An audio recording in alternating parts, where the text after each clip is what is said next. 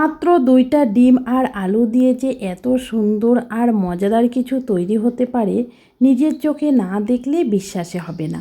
এই রেসিপিটা একবার বানালে বারবার বানাতে ইচ্ছে করবে।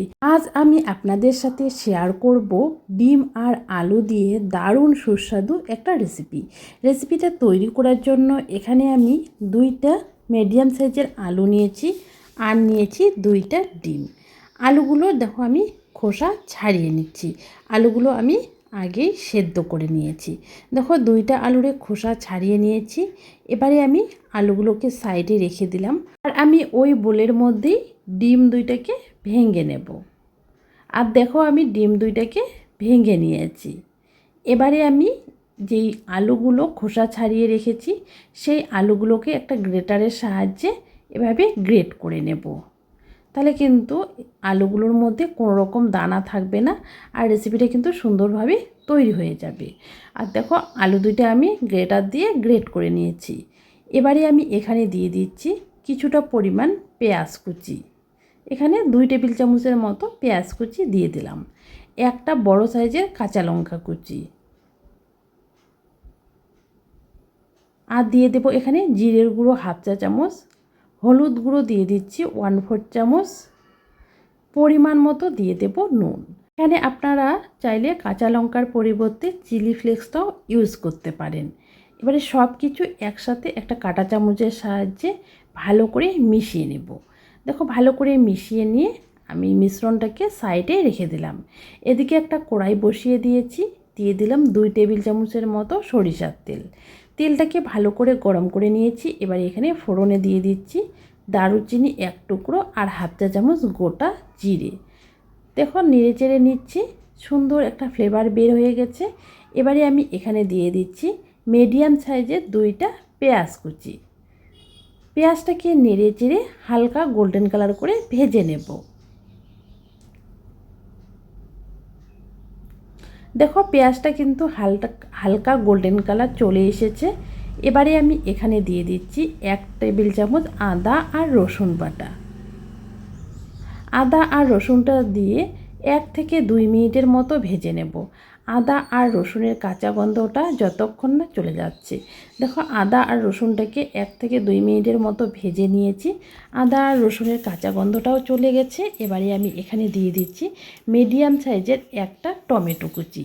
টমেটো কুচিটা দিয়ে 1 থেকে 2 মিনিটের মতো নেড়ে চেড়ে নিয়েছি। আর দেখো টমেটোটা কিন্তু নরম হয়ে গেছে। এবারে আমি এখানে কিছু শুকনো মশলা অ্যাড করব।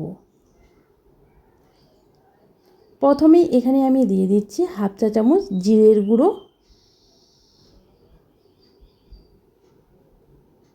1/2 চা চামচ দিয়ে দেব ধনের গুঁড়ো, 1/2 চা চামচ দিয়ে দিচ্ছি শুকনো লঙ্কার গুঁড়ো, 1/2 চা চামচ দিয়ে দিচ্ছি হলুদ গুঁড়ো।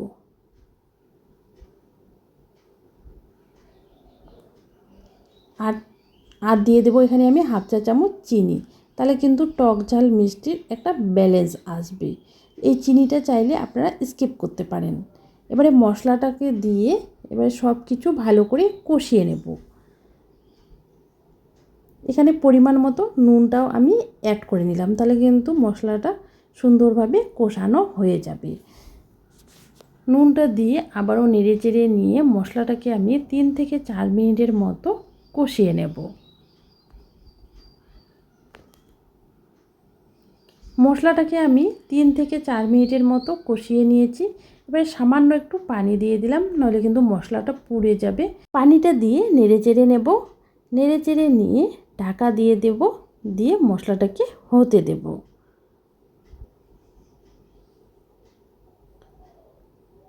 মশলাটা যতক্ষণ এদিকে হচ্ছে, এদিকে আমি আরেকটা চুলায় একটা প্যান বসিয়ে দিয়েছি। দিয়ে দিলাম 1 টেবিল চামচের মতো সরিষার তেল। তেলটা দিয়ে একটু ছড়িয়ে নিলাম। এবারে আমি এখানে দিয়ে দেব যেই ব্যাটারটা তৈরি করে রেখেছি আলু আর ডিমের ব্যাটারটা, সেই ব্যাটারটা আমি দিয়ে দিলাম।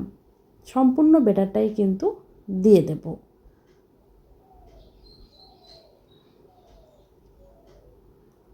ব্যাটারটা দিয়ে আলতো হাতে একটু ছড়িয়ে নেব স্প্যাচুলার সাহায্যে।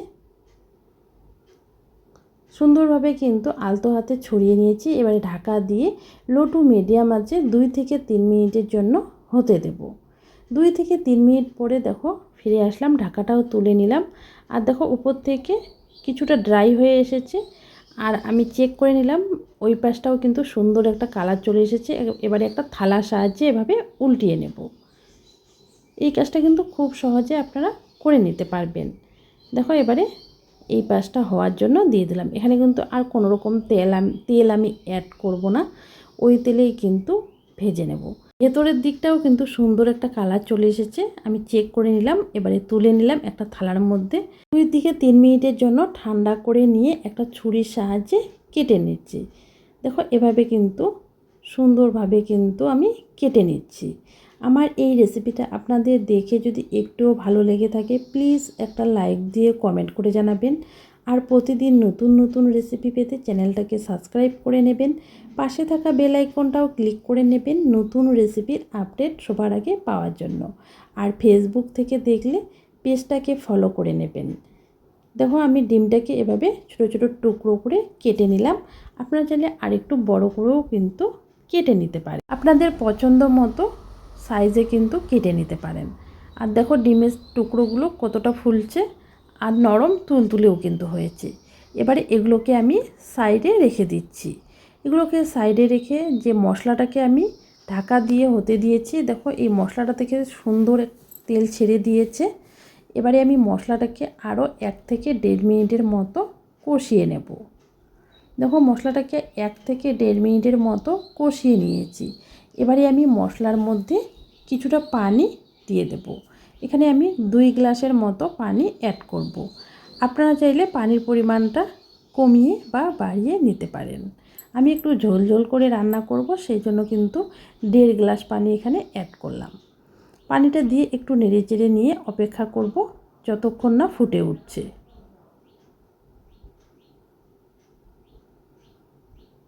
দিয়ে দিলাম 2টা কাঁচা লঙ্কা চেরা। আর দেখো ঝোলটা কিন্তু ফুটে উঠেছে। এবারে আমি ডিমের টুকরোগুলো ঝোলের মধ্যে ছেড়ে দেব।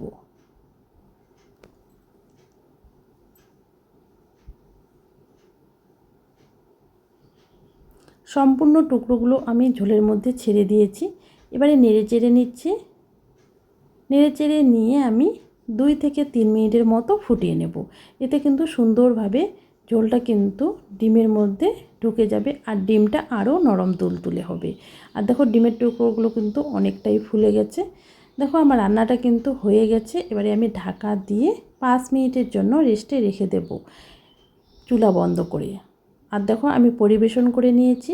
এটা কিন্তু ভাত, রুটি, পরোটা, লুচি যে কোনোর সাথে খেতে দারুণ লাগে। বাড়িতে যেদিন মাছ মাংস থাকবে না সেদিন কিন্তু এই রেসিপিটা ট্রাই করতে পারেন, খেতে কিন্তু দারুণ লাগবে।